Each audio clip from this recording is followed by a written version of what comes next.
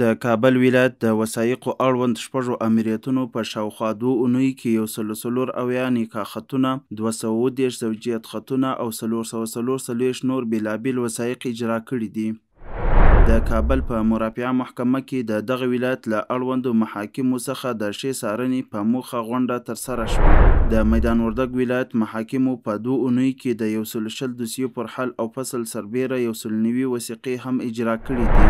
د ننګرهار ولایت په مرافعه محکمه کې د مرافعه محکمې د رئیس محترم شیخ محمد ګلاب فاروقي تر مشرۍ لاندې د مرافعه او شاري محاکمو د دیوانونو د رئیسانو او د دغه ولایت د زندانونو چارو د رئیس ترمنځ غونډه ترسره شوه.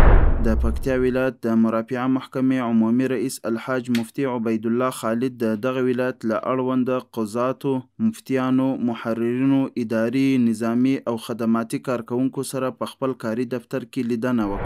د ننګرهار محاکمو په 2 اونیو کې 330 دوسیې حل او فصل کړي دي.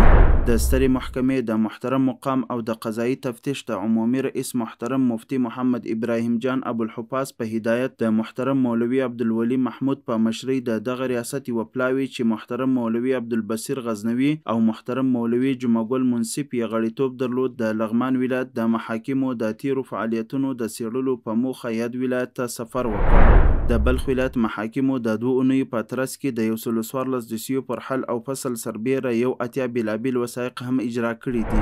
د کابل ښار د اسناد او وثایقو د ثبت شپږو امریتونو د 2 اونیو په جریان کې 855 بېلابېل وثایق اجرا کړي دي. د کابل ښار دریم زون ابتدایي محکمې دیوانونو د 2 اونیو په جریان کې 101 دوسیې حل او فصل کړي دي. د هرات ولایت د حقوقو د کاري امریت دفتر د دغه ولایت د استیناف محکمې ریاست تعمیر ته رسما منتقل شو. د غور ولایت په 400 ولسوالۍ کې په 2 تنو مجرمینو د نامشروع اعمالو د ترسره کولو له امله شرعي تعزیرات تطبیق شول.